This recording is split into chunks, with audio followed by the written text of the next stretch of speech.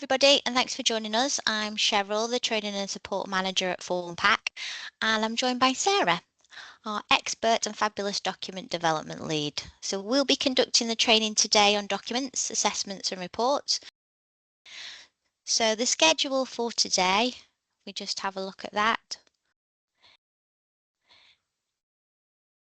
is an overview. So an overview of documents, and then we'll discuss some individual documents. So workplace health and safety assessment, the flavour ingredient declaration, the product specification, the CLP label and advice document, and then the physical and regulatory composition reports. So just a quick overview. I'm sure as you know, Formpak can produce various types of documents to support regulatory compliance, customer communication and internal processes. And these include safety data sheets, hazard labels, allergen declarations, IFRA certificates, to name but a few. But also, did you know, or should I say, Sarah can create custom design documents. So a standard installation provides a set of default documents and label templates, but users can request us to modify existing documents or create new custom document types and designs. So requests to changes to existing documents and fully customized documents will obviously incur a cost. So as much as we enjoy our work, we don't do it for free. So today we're going to have a look at useful documents we've created previously for customers who have come to us with specific requirements for company or regulatory purposes, and how those documents may be beneficial within your company, or it might just inspire you with a requirement for a new document that can improve your business requirements and processes. Okay. So the first document that we're going to have a look at is the Workplace Health and Safety Assessment. So a workplace health and safety assessment is an evaluation of the potential hazards in a work environment, and it's designed to ensure that the workplace is safe for employees, visitors and contractors and others. So this is a document for internal use to manage on-site safety, and it's used to identify hazards that could cause injury, illness or harm, evaluate the risk associated with those hazards, implement control measures to reduce or eliminate risks, and ensure compliance with the relevant health and safety legislation. So it's a core component of occupational health and safety management systems, and it's often required by law in many countries. In the UK, it's referred to as a COSH assessment, so control of substances hazardous to health. I've referenced some of the other countries' regulatory legislation on the slide.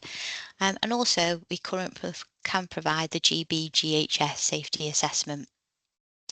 If there is a requirement to control non-Formpak items, for example, toilet bleach and cleaning products, the product's information can be added to Formpak in order to manage the risk assessment, but these should probably be added under a specific item class, so they're not confused with any of the production ingredients.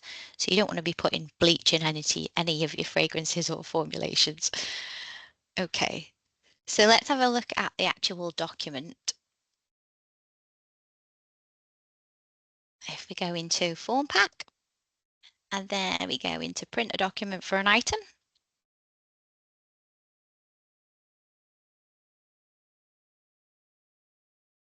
And we input our item, so it's a trusty citrus burst.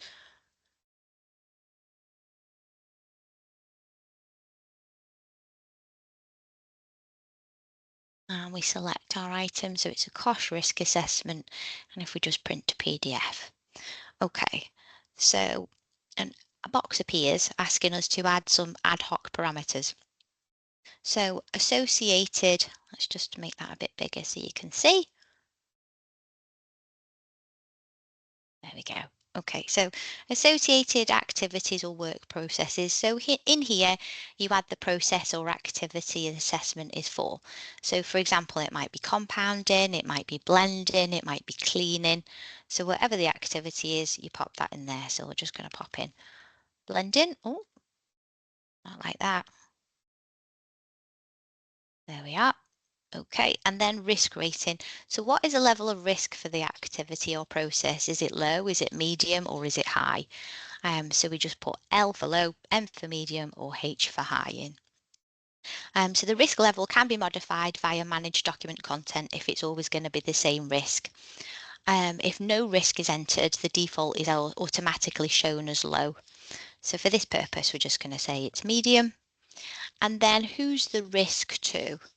So is it to the employer, the contractor, or the visitor? It might just be the employee, depending on the activity, or it might be all three. So we've input blending. So we'll say the risk is to the employee. So we just put a Y for yes in there and an N for no in these boxes here. Okay. We just click OK and the system generates the document. So we can see the item, which is citrus burst. And then hazard data tells us refer to the item safety data sheet. And then the location is pulled from obviously the TO. The identify the persons at risk. So that was the ad hoc parameter that we inputted, which is puts a little X in the box for the employee. Okay, and then associated activities and possible causes of exposure. So that was the ad hoc parameter that we entered. So that's blending. And then here, the workplace exposure limits. So that's actually a property and it's pulled from the data on the property, the UK well. So if you've manually entered the values for the workplace exposure limits on the substance, then they'll appear here. Okay, we do actually have a support article on entering wells. So if I just show you that quickly, and also demonstrate the support center because it's a super useful tool. So if we just enter exposure, okay, and we can see here that we've got the support article for workplace exposure limits. So if I just scroll down, it's got details there on how you can add those onto your system, which is useful. Okay, so if we just go back to the document,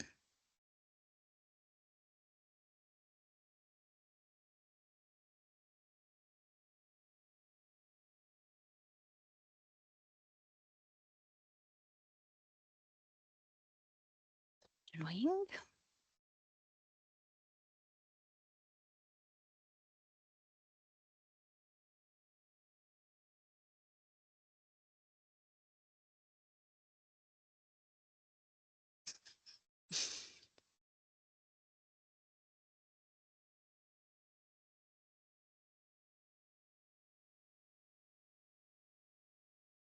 Let's print it again.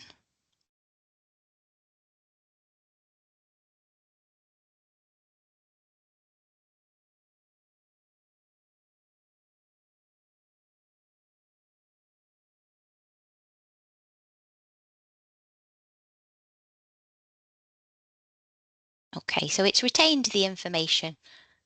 So we just click OK. There we go, there's our document. So if you've inputted the exposure limits onto the properties, then they'll appear here for the substances. So the hazard pictograms are identified from section 2 of the safety data sheet logic. And the route of exposure are displayed if any of the properties in the route of exposure property group display yes. Okay, so they'll appear. And then the PPE, so the PPE required is displayed when the relevant COSH PPE properties display yes. However, the document does take into account the conflicting PPE. For example, if the respirator is yes, then the dust mask, face visor and goggles will be blank.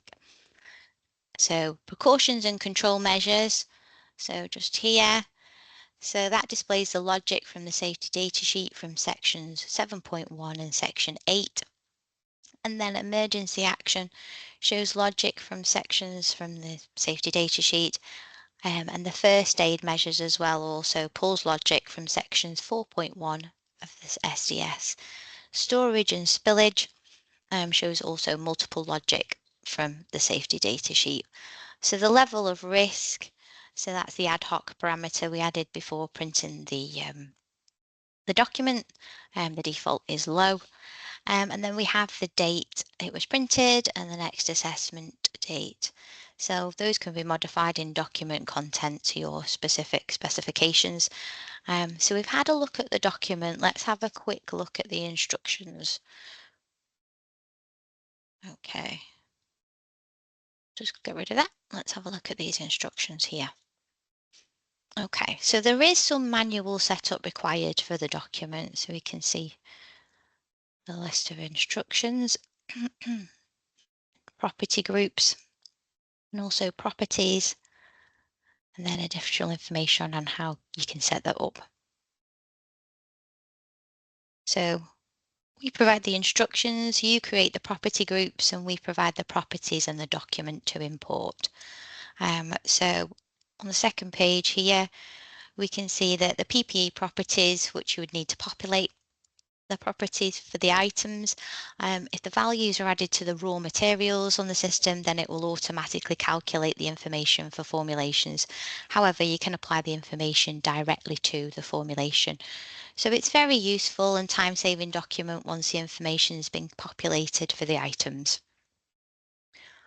Okay, so let's get rid of this. Let's go back into our presentation. So the next thing we're going to have a look at is the flavour ingredient declaration. So the flavour ingredient declaration is a regulatory document provided to the US authority. So if I just demonstrate the document in Formpak. Okay. We're going to print it for popcorn or flavour.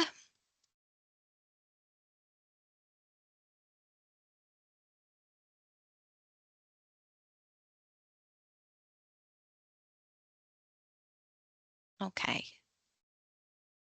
So this document's based on the requirements laid down by the US government site, the Alcohol and Tobacco Tax and Trade Bureau. You can see it's quite a complex set of information that's required to be submitted to the authority. And we work very closely with our customer using their expertise and our knowledge of documents to create the FID document. So US flavour companies need to submit this document for alcohol beverage formulations. So if we just close that, back to our presentation. Okay, so this is the US government website that we can see here. Okay, so this is a website for the US government on alcohol, tobacco and tax. So if we just click when to submit a FID sheet, so this gives us information on when to submit it or who to submit it, and also what the information should include as well. Okay, so these are the requirements which look a bit complicated to manage, especially trying to manage this manually with complicated calculations. But the FID document accurately reflects the requirements of the US government site. So if we just close this, go back into our presentation. So if we just have a quick look at the flavour ingredient document, okay, so we can see it's completed here. So the first part of the document is clever logic that displays the username or role, and also here the alcohol range. So it's a series of property calculations used to show the alcohol concentration. And then the checkboxes on the right are multiple choice properties, and the classification, that's also multiple choice properties. For each of the components here that must appear in the document, the item has its own property, and from that value, calculations are made to display the limit amount of additive and maximum use rate. And they involve really complex equations which were created by our customer and also Dave, our regulatory manager and expert. So up to 11. You must show the values, and towards the bottom of the document there is more open logic to display the additional information as required. And the bottom two rows are calculations based on the above as prescribed by the document's requirements. And at the right-hand side, we can see that the colours, and these are property based. Again, with 13 and 14, additional elements can be added as necessary. So the bottom boxes are manually inputted with some document content. So it's a very defined criteria from the US government that we can assist with. So we can assist with very long, complex documents that usually require a huge amount of time to populate. But if you have the document and the properties, you can generate the information at the click of a button. So if you've been manually completing complex documents to submit to regulatory authorities, we might be able to provide a solution. So please do get in touch with us with your requirements via the support email address, which I'll display at the end of this session. Okay, so that's the FID. We'll just get rid of that. Go back into our presentation. Okay, so product specification. So the product specification in the industry is both a regulatory document and a quality tool. It displays if the product meets defined parameters, supports compliance, and facilitates transparency with customers. It can include the following information, but product specs can be customized to your specific requirements. So product identity, it might include the product name, the code, product type, such as compound fragrance, natural flavor, essential oil, appearance properties, so it might be color, physical state, odor, flavor profile, taste description, and physical analytical data, the flash point, the specific gravity, the refractive index, solubility, pH if relevant, and then regulatory information, so maybe customs tariff codes or transport information, and then composition and ingredients, so maybe a list of constituents, including the CAS numbers, concentration ranges, natural or synthetic origins, functional roles such as solvent, aroma chemical, or a carrier, and then microbiological and stability data, so especially relevant for flavor products such as shelf life and recommended storage conditions and packaging materials. And then certification and claims, so whether it's vegan, non-GMO, halal, kosher status, natural or synthetic, organic certification, and then legal disclaimers such as a statement like it's been a system generated document and this is based on current information. So let's have a look at the product specification we have set up on Formpak for a flavour formulation. So if I just go into Formpak, okay, so we're going to use popcorn.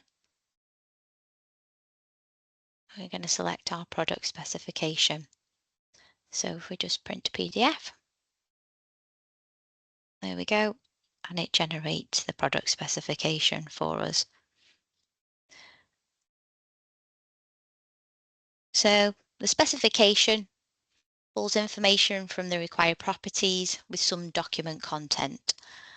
And we can see there includes nutritional information, which is specific to flavors.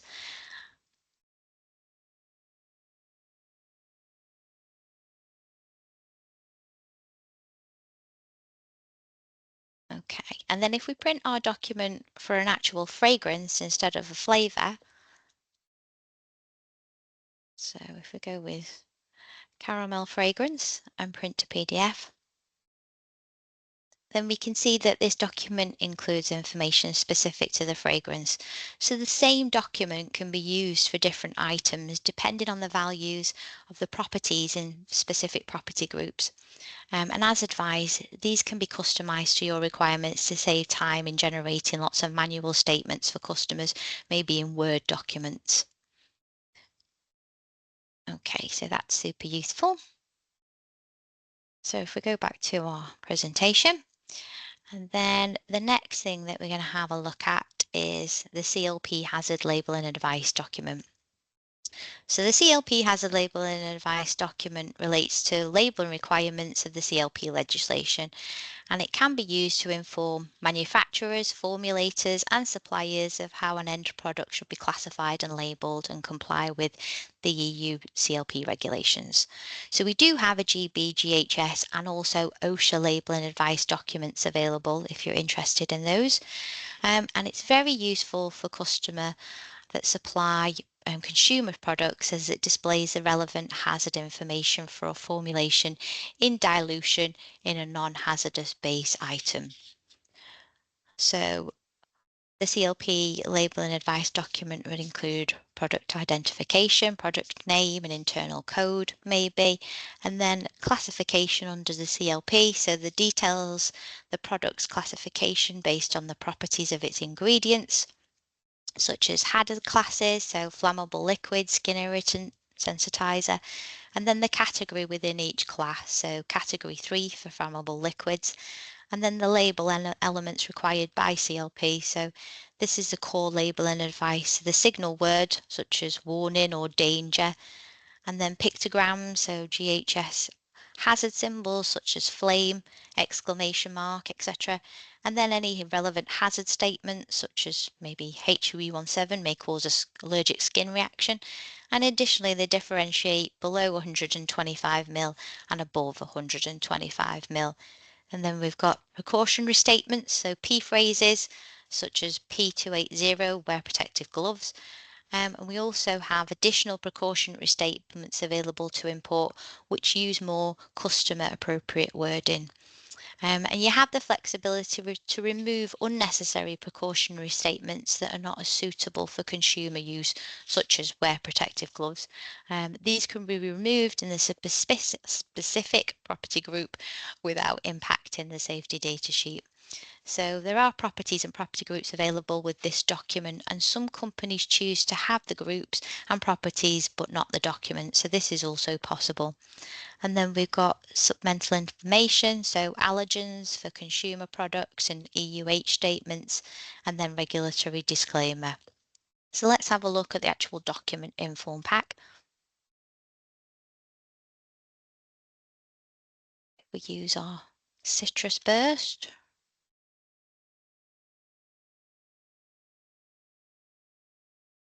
And it's the CLP safety hazard labeling advice. Okay, so we can print this document at 100% if we wanted to. Okay, and it also asks us for a UFI. So this uses the same logic as the safety data sheet. So if the value is already present on a UFI property on the item, then it will automatically appear on the document. We don't need to populate it in here, but for this purpose, we will. And then if we just click OK,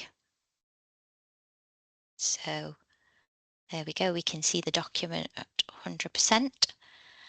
And then if we want to print it in dilution, we can add an application.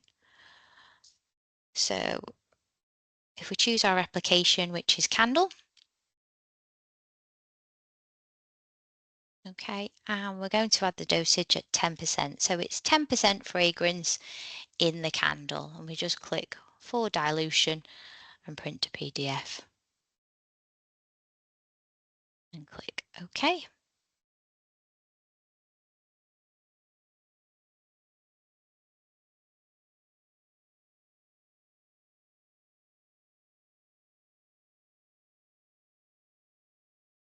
There we go, and we can see the document has generated what the label element should be at 10% fragrance in a non-hazardous base.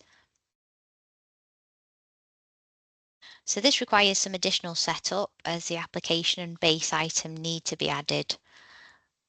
So if we just have a look at the application,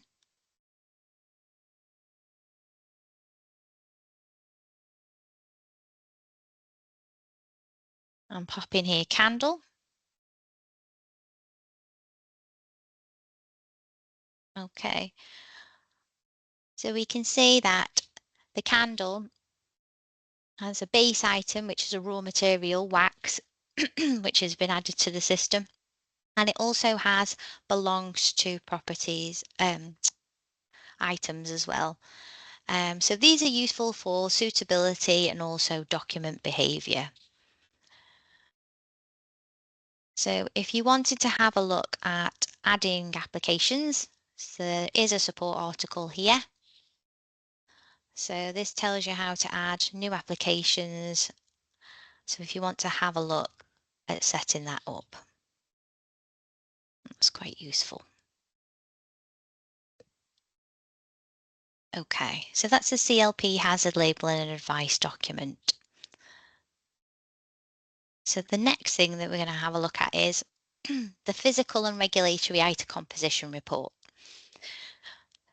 So these are two separate reports, and the reports usually only used for internal purposes as they contain proprietary information. They provide the ability to export formulations, compositions en masse. So the functionality generates a report listing the components from the composition of an item or multiple items. And as you can generate the report for all items on your system, be mindful that depending on the number of items you have, it may take a few hours to generate. So the report can be generated for all compositions of all items and they can be printed off. However, users can only generate reports if they have access to view the relevant item class of the item and if they have the relevant print report permission enabled. So if we go into Formpak, rid of that.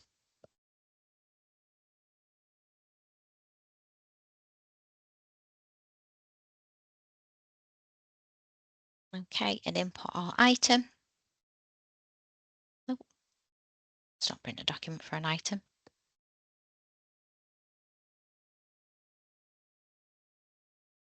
It's print item report. Okay. So if we select the physical report, okay, and we don't input anything at all and just select print, this is going to print a report for all the physical items on our system. So it didn't take too long to generate at all. So that's good.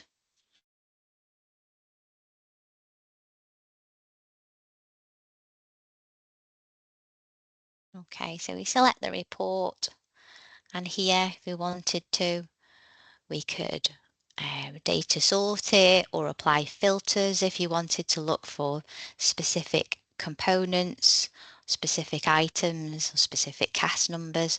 So it's super useful to manipulate the data. So if we just close the report,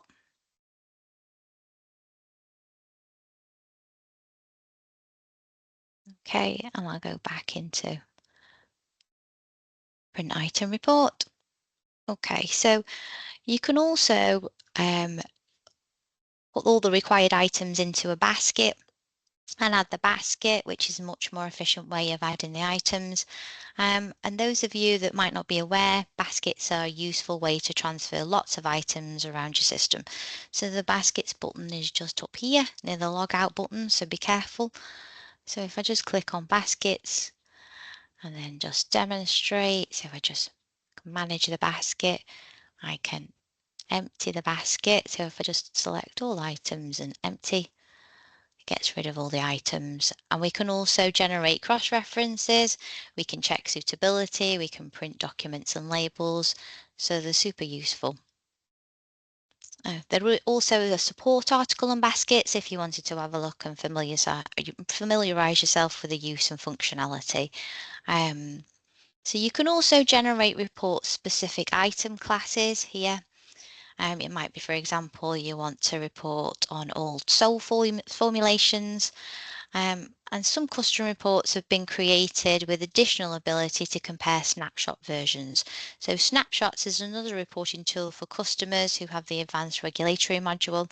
And when you're saving changes to manual item properties, these are recorded in a new version of item properties, and it also records the values of the calculated properties. You can take a snapshot by item and property group, and then this is what the properties look like at a specific point in time. And it can can be automated and the snapshots can be compared with previous versions. So this is useful, for example, if you're updating the IFRA standards or hazard classifications, you can take a snapshot of the values of the properties before they are updated and then once completed and compare the two.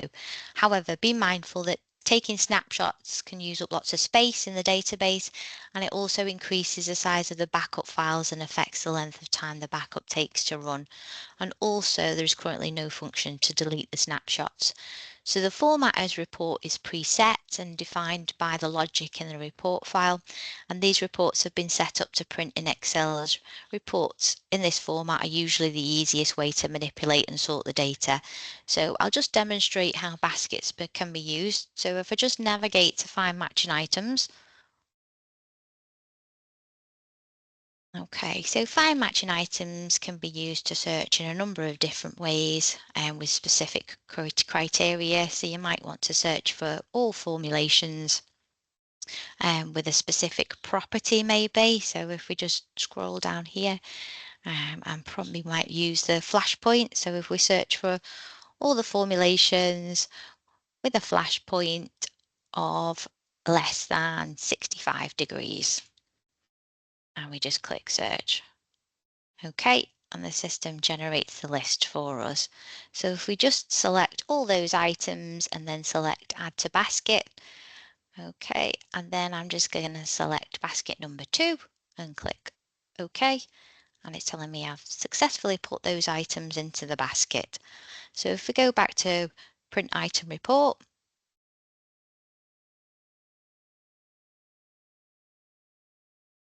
okay,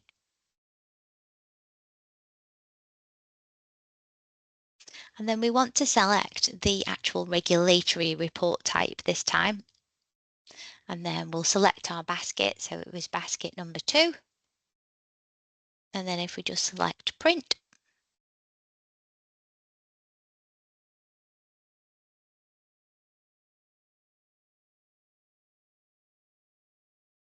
okay, and we can see our report. So this gives us a deeper dive, a deeper breakdown of the composition of the item as it displays the regulatory components inside the physical composition. So we can see the regulatory components there, the AGN, and also the IFRA as well. So the report lists the item code, the name, each component contained within the item with the chemical name, the CAS number and EC numbers if those are available on the item, the component concentration and the component quantity with the item total concentration. So if required, you can request a customized report that includes additional properties such as the hazard summary properties, which is useful for EU REACH or similar regulatory reporting purposes. So the length of the time required to run the report will be dependent upon the size of your system and the complexity of the items and the system setup. So for example, your internet speed. So it will be run a lot slower if you've got a slow internet speed. But for guidance, when printing for the whole system on a system containing a total of 17,400 items consisting of 10,283 simple raw materials, 2,562 complex raw materials, and 4,556 formulations. The item composition report physical took 30 minutes to complete, and the item composition report regulatory took 110 minutes to complete.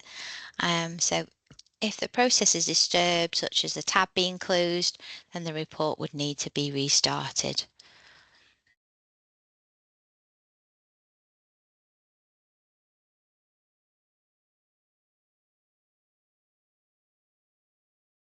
Okay. So we also need to advise we've made lots of changes to the safety data sheets, and the updated versions will soon be available. But among the changes, we have added new functionality to the ability to manage banding ranges through application settings and properties to enable you to select the ranges you would like to use on the document. So this is a support article on that. So if we have a little look, okay, so that tells you how to amend the banding ranges.